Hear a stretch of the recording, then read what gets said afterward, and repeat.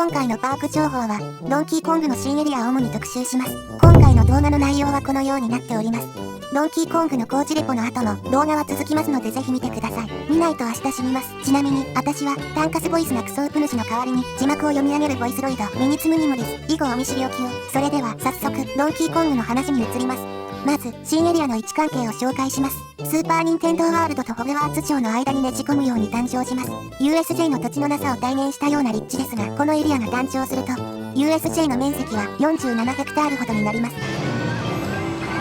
そして、ここが、ドンキーコングエリアの入り口になる予定のゲートです。この、いかにもな伏線のおかげで、多くの人がドンキーコングの導入に気づいており、正式に発表された時も、告知早かったやんけくらいの反応でした。現在は、ガリナコイの途端に木目シートが貼られてるだけです。この囲いの向こうで、新たなエリアが準備されてます。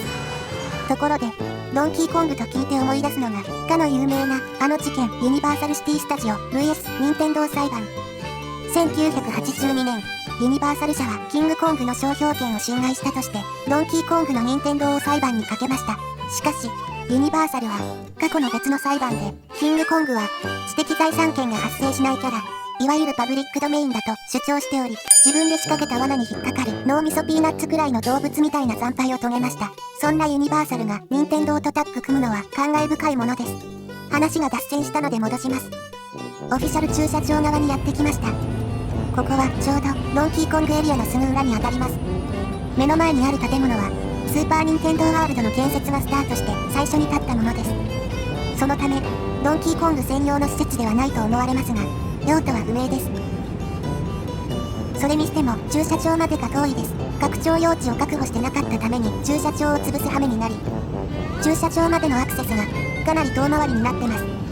最寄りの駐車場とは何ぞと疑問符が浮かびます。そして目の前に見えてきたのがドンキーコングのアトラクション建屋です。空き地が確保できず、敷地のギリギリいっぱいまで迫ってる状態です。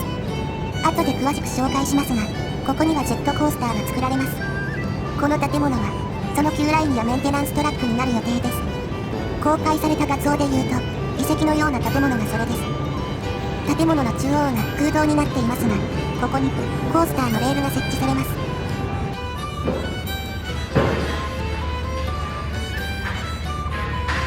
地上だと見づらいので、ホテルから撮影したものを拝借しました。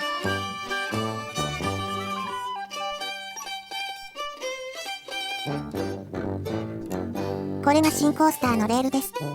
随分と変わった構造のレールをしています。それもそのはず、このコースターの構造は、ブームコースターという新開発されたモデルに酷似しているのです。写真を見る限り、レールは、どこも縦向きに設置されています。これが、ブームコースターの特徴によく似ているのです。続いてこちらをご覧ください。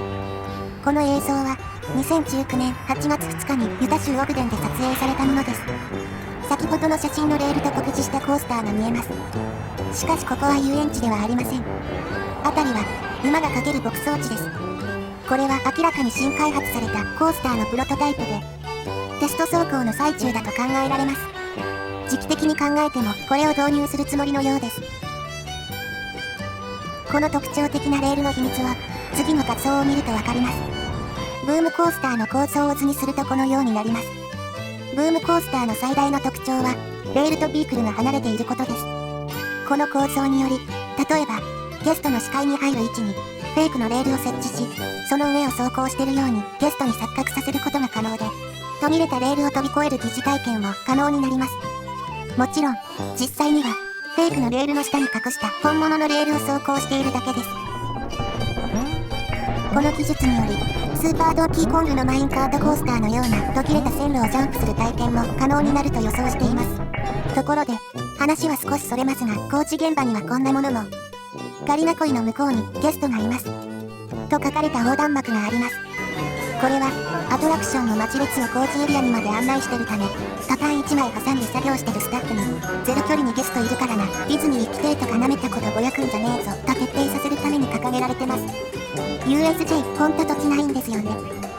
続いてやってきたのは、USJ の北側のエリア。衛星写真で説明すると、この辺りです。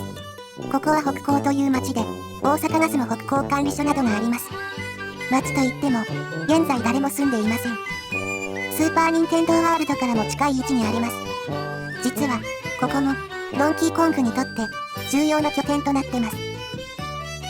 さらっとブームコースターのレールが並べられてるんですよね。Google Earth 先生、さすがっす。ちなみに、この衛星写真、スーパーニンテンドーワールドがまだ建設中の頃に撮影されたので、2020年4月頃には輸入してたことになります。というわけで、どんな施設なのか気になったので、ついでなので寄ってみました。がっつり、USJ の塀がありました。エルモ、スヌーピー、キティ。そしてネズミに一本釣りされた雲男が描かれてます。塀の絵が2013年のハリーポッター建設工事で使ってたやつによく似ています。色あせたところから見て、流用したのかもしれません。でもよく見るとロゴだけ新調されてます。ロゴだけ新調されてますが、やはり流用したもののようです。こんな方向音痴の灰しか寄りつかんような僻地にもかかわらず、ゲスト向けの案内板がありました。で、話を戻します。この北高エリアは、多分資材置き場として使われていて、その後、ウォーターワールド裏の駐車場へ移動して、簡単な組み立て作業をした後、ドンキーコングエリアへと運ばれるのかと思われます。ちなみに、先ほど紹介したこちらの塀ですが、実は、この範囲をぐるっと囲っています。なので、この範囲は、USJ が借りている土地のようです。ちょっと狭いけど、誰も住んでない街なんだし、新パークとかここにできてほしいっすね。ということで、ドンキーコングの工事レポは以上です。また、今後動きがあればお伝えするつもりです。ドンキーコングの動画も撮り終えたので、そろそろインフォしたいところですが、パーク内の他の変化についても調べたいので向かいます。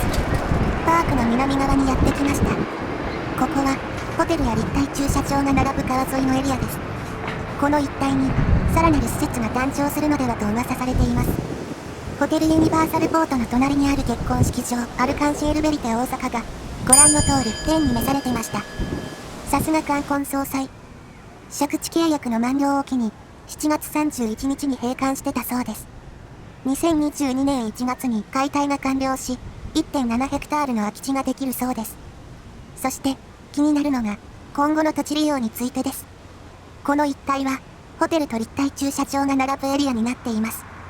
オフィシャルホテルにするもよし、現在の USJ の駐車場を潰して、その機能をここに移すもよし、今後の動きが気になります。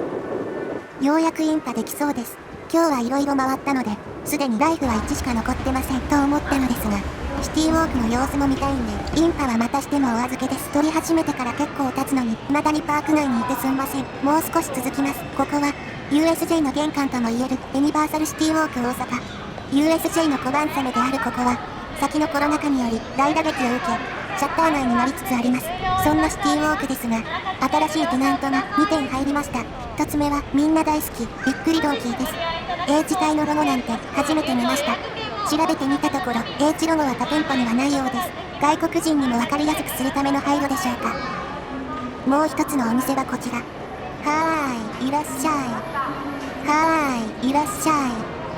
はーい、いらっしゃい。はーい、いらっしゃいどうぞ。スシローです。こんな一等地のスシローができるなんて、コロナ禍が過ぎたらめっちゃ混みそうですね。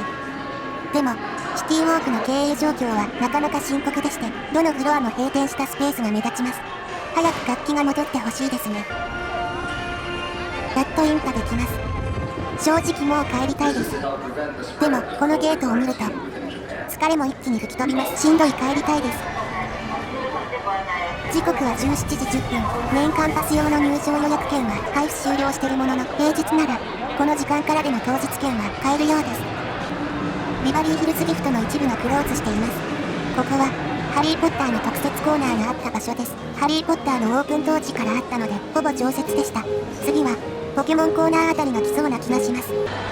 現在でも、平日はかなり空いていて、どのアトラクションも20分ほどで乗れます。ただ、鬼滅の刃 XR ライト竹は150分から200分待ちが当たり前状態です。1時間ごとの待ち時間を動画の最後に載せるので、ぜひ参考にしてください。さて、シネマ 4D でも外壁工事が行われていました。普通であればただの修繕作業かと思うのですが、シネマ 4D の場合はそうもいきません。実はオーランドのシュレック 4D が2022年1月をもってクローズするそうで、ハイエナの食べ残し程度にしか運営していないシネマ 4D は近くクローズが噂されているのです。これは個人的な予想ですが、ユニバーサルはドリームワークス上2016年から子会社にしており、その権利の保持のためにもキャラクリくらいは残すかもですが、何にせよ、シュレックの寿命はそんなに長くない気がします。今回の工事はただの修繕作業かもですが、いつ見れなくなるかわからないのでこれを機に、久々にシュレックやフィオナと写真撮ってみてはどうでしょうか。鬼滅の刃 XR ライドの待ち時間を確認してきます。動画の最後でも表にまとめてるので、そちらもご活用ください。最近は、鬼滅の刃だけが集中的に混んでいて、他はマリオカート含め空いているといった印象です。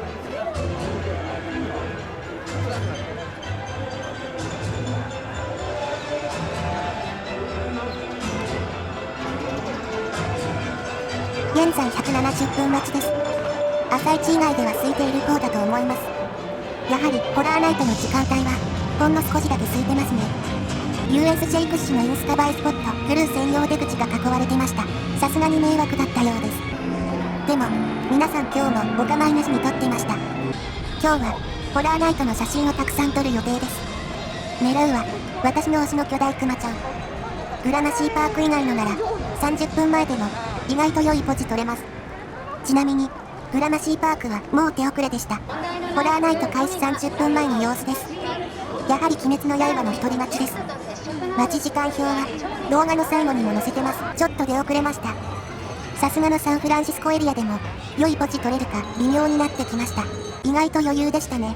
ただ、今後は混雑規制も緩和されるはずですし、このガラガラさは今だけかもしれません。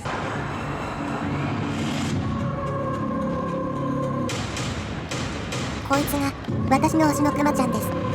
なんやねんこいつ。こっち来てくれました。しばしの間、クマちゃんのファッキンキュートな仕草をご堪能くださいませ。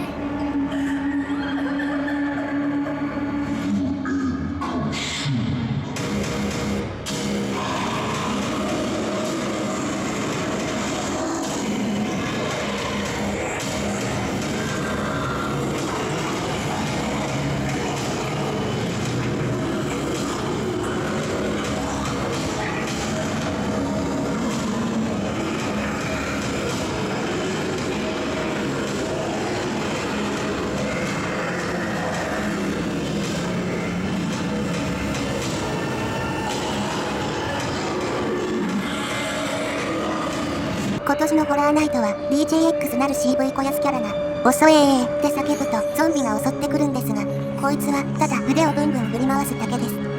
いや、なんやねんこいつ。19時00分になりました。本日の営業時間が20時00分までなので、あと1時間で閉まります。最後にフードエリアだけ覗いてみます。この時間であっても、ここのカートは営業しています。ただ、ドラキュラマンのカートは早々と閉まりますので注意しましょう。他は結構ギリギリでも買えますので、晩ご飯にでも。ゾンビたちが休止中のターミネーター 2-3D に吸い込まれていきます。